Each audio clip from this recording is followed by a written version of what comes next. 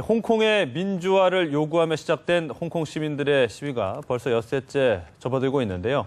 여전히 정부와 시위대 입장차가 좁혀지지 않으면서 시위가 계속 이어지고 있습니다. 네, 홍콩 현재 나가 있는 취재기자 연결해서 자세한 소식 좀 들어보겠습니다. 임광빈 기자. 네, 홍콩 시위 현장 인접한 건물에 나와 있습니다. 네, 홍콩 시위대 집회가 길어지고 있는데 오늘 분위기는 어떻습니까?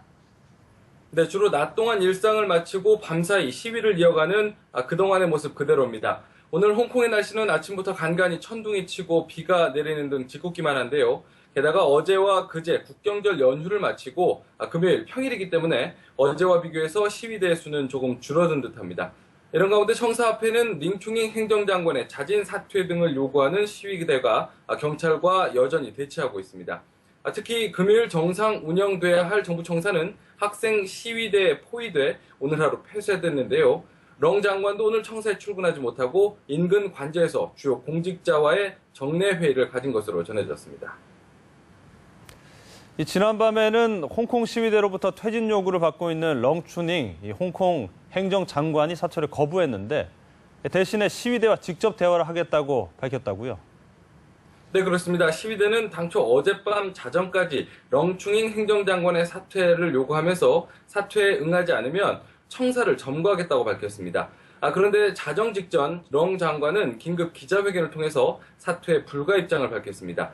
이 때문에 한때 무력 충돌이 일어나는 것은 아닌지 긴장감이 감돌기도 했습니다. 하지만 렁 장관이 시위대가 요구한 직접 대화에 나서겠다는 뜻을 밝히면서 우려했던 무력 충돌은 없었습니다. 이런 가운데 시진핑 중국 국가주석은 홍콩 시위대의 요구를 받아들일 수 없다는 입장인 상황이어서 여전히 긴장의 불씨는 살아있는 상황입니다. 특히 오늘자 홍콩 언론에 따르면 시위대의 70%는 정부가 시민들의 요구를 수용하지 않는다면 무기한으로 시위를 하겠다는 반응을 보였습니다. 시민들의 절반 이상은 정치 개혁안에 대한 재논의를 해야 한다고 주장을 했고 정부와 경찰의 최루탄 발사에 대한 사과를 요구하기도 했습니다.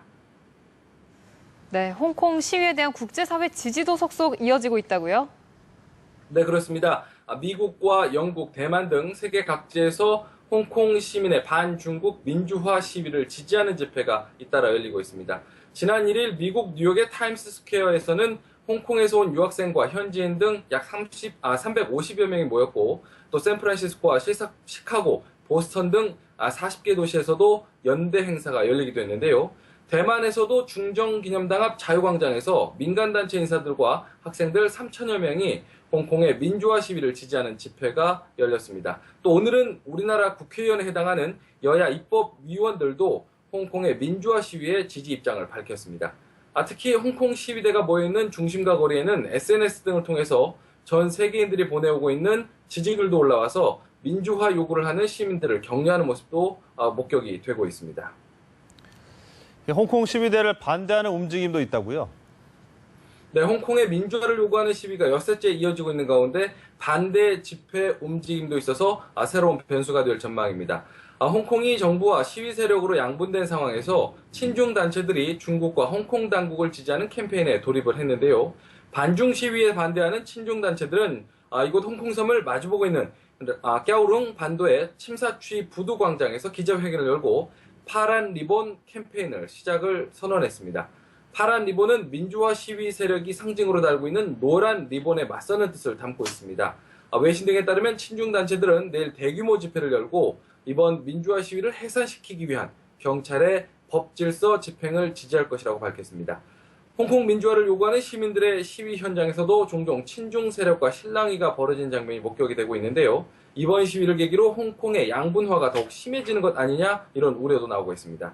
지금까지 홍콩에서 뉴스와이 임광빈입니다.